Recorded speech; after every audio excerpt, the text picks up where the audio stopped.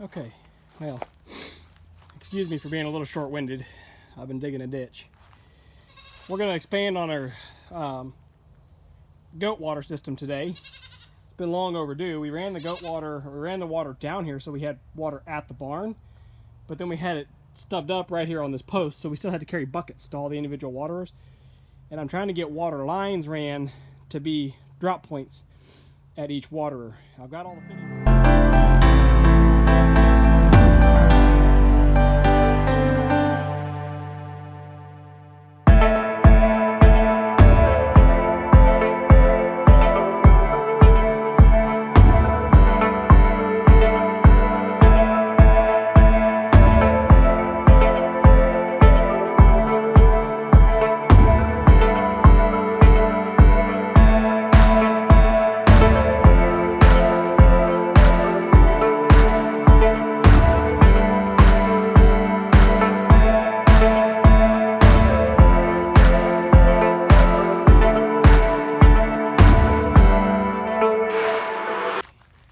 I'm just draining the system just so it's not running in on me while I'm working. And I've gone through and I've dug the whole ditch out. So we're still going to stub up here at this post for one water bowl. And then we're going to run in this ditch around the front of the barn. And just for today, I'm going to kind of do this in phases just so I don't kill myself. At least that's the hope.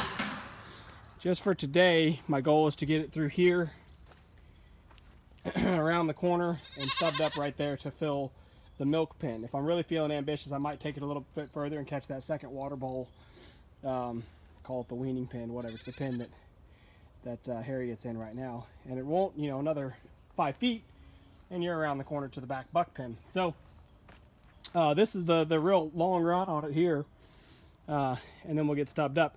I've got tees. I've got let's see. I've got tees and I've got elbows. And I've got the valves. Now the thing is, the fittings are single use. So I've got to be really careful to make sure that I give myself plenty of slop, plenty of excess on the opposite end, so that when I stub it up and bury it all back, when I go to add on the next section, I've got enough pipe that I don't have to try to, because I don't have splices. That's the one thing I didn't buy, was splices. So got to make sure I leave myself enough slack. So like for this first section here, I don't have enough hose to get me all the way over there around the corner. At least I don't think I do. No, there's no way. So what I'm gonna have to do is stub it up right here, and basically terminate it there. But then I've got another whole spool of hose over here that'll be more than enough to get me on around the corner. So that's first step. And then when I get over to that end, I'm gonna put about 3 wraps in a loop. I gotta put enough pipe on to block off the other end. Well, actually, you know what? No, I don't, because the valves are reusable, but the fittings are not. The T's and elbows are not. So I can actually bring it on over here and just spur it up for the milk pen, and just put a valve on it, and then come back and take that as an end point, and then come back later and just cut and splice into T. So I'll leave myself a little bit of extra slop, but I don't have to leave enough to get to the next terminal point. Anyway, I'm gonna start laying out hose. While this continues to drain out, it's just gravity drain, and there's no air point at the top, so it's got to just kind of let the pipe relax on it. So gonna go ahead and lay out hose off that new spool over there to get me over to the milk pen while this drains. All right, simple enough. Here's our first leg looped in, and you can see I've looped it up on the fence to leave myself a lot of slack, because ultimately what I'll do is I'll come down here under the ground and I'll put a T in instead of that loop. Now, I'm still going to leave that loop in there long term, because this pipe has that flexibility. I don't need to use elbows to come in here and do that. I can just give it a wide loop, and it can be a lot tighter than that.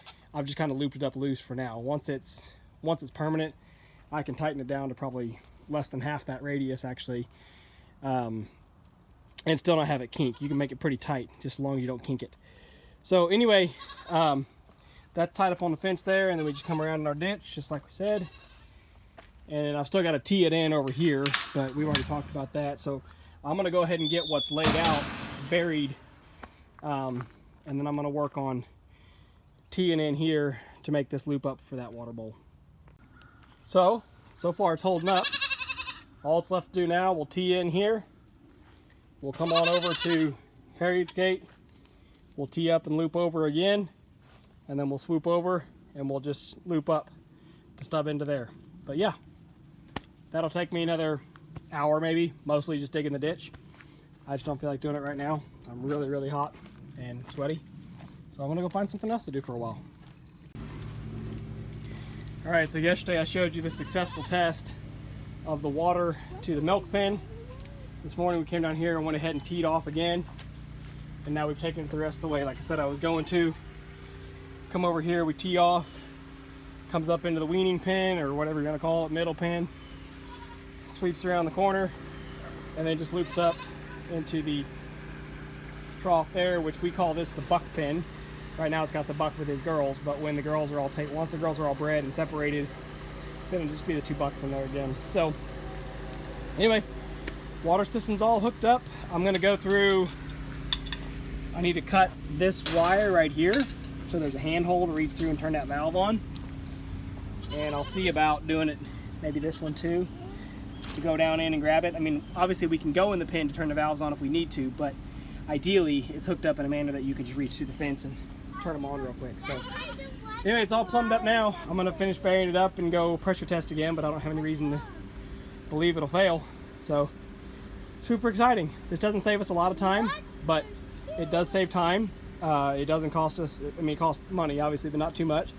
The real cool thing is that this morning we came down to do chores and I told Caroline, my 3-year-old, hey, go get Callie some water, and she was able to come over here and crank his valve on and fill the water bowl up, whereas she can't carry the bucket full of water. So it's really good to be able to have those little things just so the kids can help out and start to understand the chore pattern as well. So anyway, automatic water, or not really automatic, but water on point of use, I don't know what you want to call it. Water in the goat pen.